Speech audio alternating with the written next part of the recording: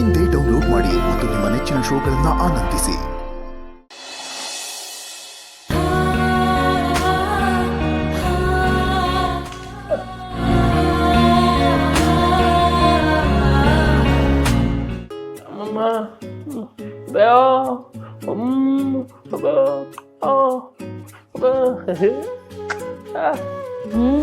ಹೌದು ವೆಂಕಿ, ಆಪರೇಷನ್ ಮಾಡುವಾಗ ಅವಂಗೆ ಏನಾಯ್ತದೋ ಏನೋ ಅಂತ ಸಾನೇ ಭಯ ಆಗಿತ್ತು.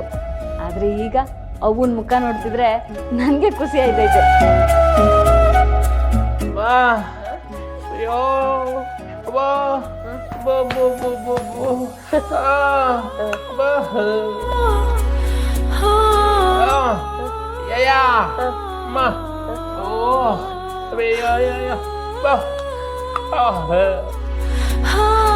ವೆಂಕಿ, ನಾನ್ ನಿನ್ಗೆ ಎಷ್ಟು ದಪ್ಪ ಹೇಳಿವ್ನಿ, ಈ ವಯಸ್ಸಾಗೆ ನನಗೆ ಆಪರೇಷನ್ ಮೇಲೆ ಆಪರೇಷನ್ ಮಾಡಿಸ್ಕೊಂಡು ತಡ್ಕೊಳ್ಳೋ ಶಕ್ತಿ ನನಗಿಲ್ಲ ಕಣಪ್ಪ.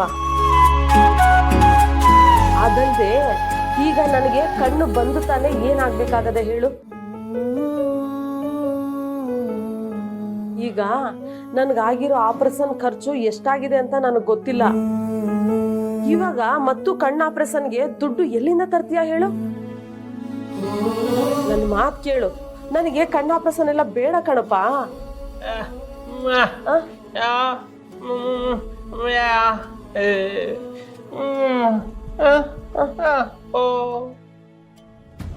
ನೋಡು, ಈಗಾಗ್ಲೇ ನೀನು ನನ್ನ ಆಟ ಆಪರೇಷನ್ಗೆ ಅಂತ ದುಡ್ಡು ತರಕ್ ಹೋಗ್ತೀನಿ ಅಂತ ಹೇಳಿ ಜೈಲ್ಗೆ ಹೋಗಿ ಬರೋಂಗಾಯ್ತು. ವೆಂಕಿ, ನೀನು ಕಾಣಿಸ್ತಿಲ್ಲ ಅಂತ ಚಲುವಿ ಎಷ್ಟು ನೊಂದ್ಕೊಂಡಿದ್ಲು ಅಂತ ನನಗೆ ಗೊತ್ತು ಕಣಪ್ಪ.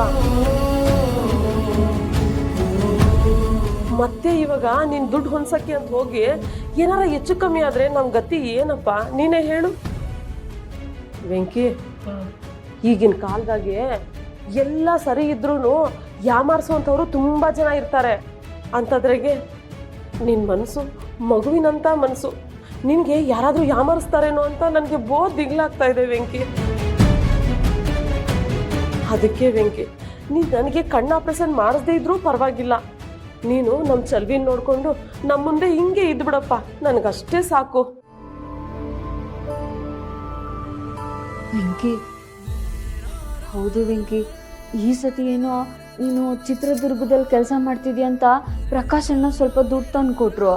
ಆಮೇಲೆ ಆಸ್ಪತ್ರೆಯಲ್ಲಿ ಬೇರೆ ಯಾರೋ ಬಿಲ್ ಕಟ್ಟಿದ್ರು, ಅದರಿಂದ ಅವನ ಆಪ್ರೇಷನ್ನು ಹೆಂಗೋ ಆಗೋಯ್ತು. ಈ ಕಣ್ಣು ಆಪ್ರೇಷನ್ಗೂ ದುಡ್ಡು ಅಂದರೆ ಏನು ಮಾಡೋದು? ನಂಗೆ ಯಾಕೋ ಭಯ ಆಯ್ತದೆ. ಬೇಡ ವೆಂಕಿ.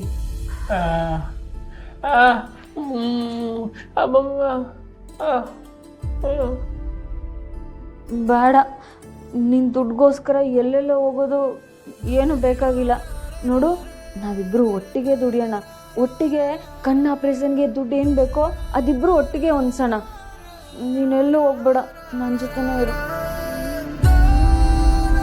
ಹೌದಪ್ಪ ವೆಂಕಿ, ನೀನು ಚಲ್ವಿ ಮಾತು ಕೇಳು. ದುಡ್ಡು ಅನ್ನೋದು ಮನುಷ್ಯನ್ನ ಯಾವ ದಾರಿಗೆ ಬೇಕಾದ್ರೂ ಕರ್ಕೊಂಡು ಹೋಗ್ಬಿಡುತ್ತೆ. ನಿನ್ ಕೈ ಮುಗಿದು ಬೇಡ್ಕತ್ತೀನಿ ವೆಂಕಿ, ನೀನು ದುಡ್ಡಿನ ಹಿಂದೆ ಮಾತ್ರ ಹೋಗ್ಬೇಡ ಕಣಪ್ಪ. ವೆಂಕಿ, ನಾನು ನಿನ್ನ ಅವತ್ತಿಂದ ಕೇಳ್ತಿದ್ದೀನಿ, ನೀನು ಈ ಕೇಸ್ ಒಳಗಡೆ ಎಲ್ಲ ಹೆಂಗ್ ಸಿಗಾಕೊಂಡೆ ಅಂತ. ಆದ್ರೆ ನೀನು ಏನು ಹೇಳ್ತಾ ಇಲ್ಲ.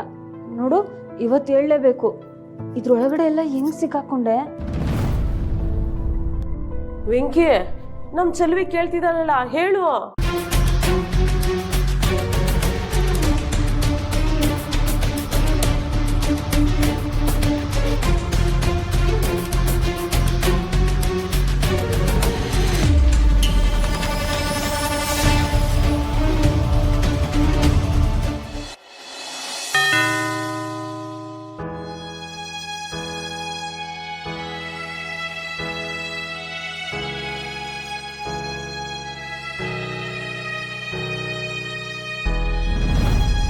ಅಮ್ಮ, ಹೇಗಿದ್ಯಮ್ಮ?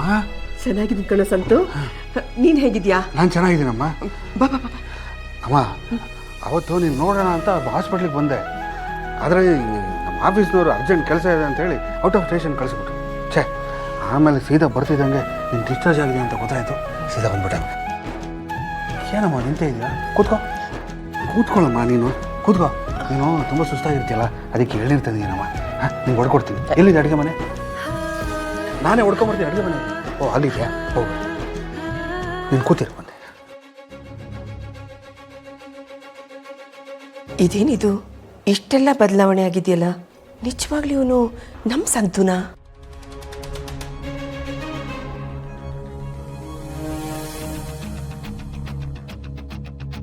ಅಮ್ಮ ತಗೊಳಮ್ಮ. ಬೇಡ ಬಿಡಪ್ಪ. ಅಯ್ಯೋ ನೀನು ತಗೊಳಮ್ಮ, ಕುಡಿಯಮ್ಮ, ಕುಡಿ ಕುಡಿ. ನಿಧಾನ ನಿಧಾನ.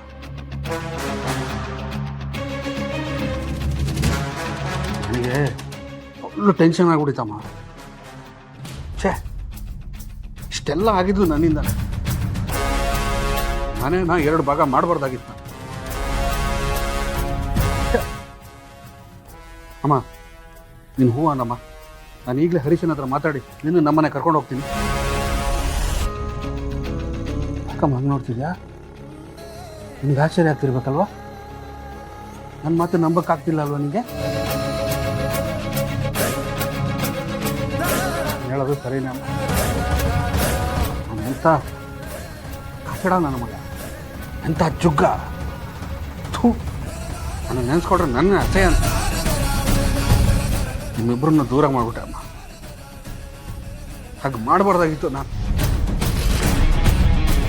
ಹಾಸ್ಪಿಟ್ಲ್ ನೋಡಿದ್ನಲ್ಲಮ್ಮ, ಅವತ್ತೇ ನನ್ನ ತಪ್ಪು ನನಗೆ ಅರಿವಾಗಿತ್ತು. ಬಿಟ್ಟು ಕ್ಷಮಿಸ್ಬಿಡಮ್ಮ. ನನ್ಗೆ ಕ್ಷಮಿಸ್ಬಿಡಮ್ಮ. ನನ್ಗೆ ಕ್ಷಮಿಸ್ಬಿಡಮ್ಮ ದಯವಿಟ್ಟು. ಇಲ್ಲ ಆಗಲ್ಲಮ್ಮ. ಇಲ್ಲಮ್ಮ ಹೇಳಪ್ಪ. ಇಲ್ಲಮ್ಮ ನನ್ಗೆ ಕ್ಷಮಿಸ್ಬಿಡಮ್ಮ. ಹೇಳಿ ಸುಮ್ಮನಿರು. ನೋಡು, ಹಾಗೆಲ್ಲ ಅಳ್ಬಾರ್ದು. ನೀನು ಚಿಕ್ಕ ಮಗುನ ಸಮಾಧಾನ ಮಾಡ್ಕೊ. ಸಮಾಧಾನ ಮಾಡ್ಕೊಪ್ಪ.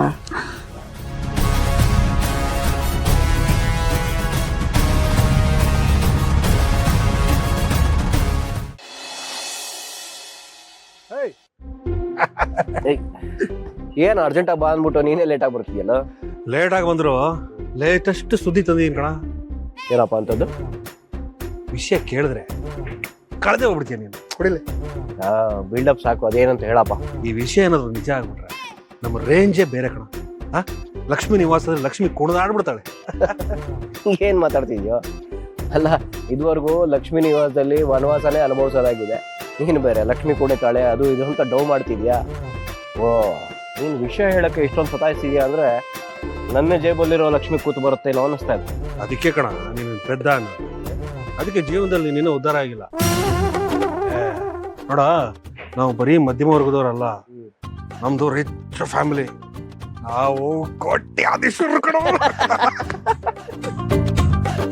ಲಕ್ಷ್ಮೀ ನಿವಾಸ ಲಕ್ಷ್ಮೀ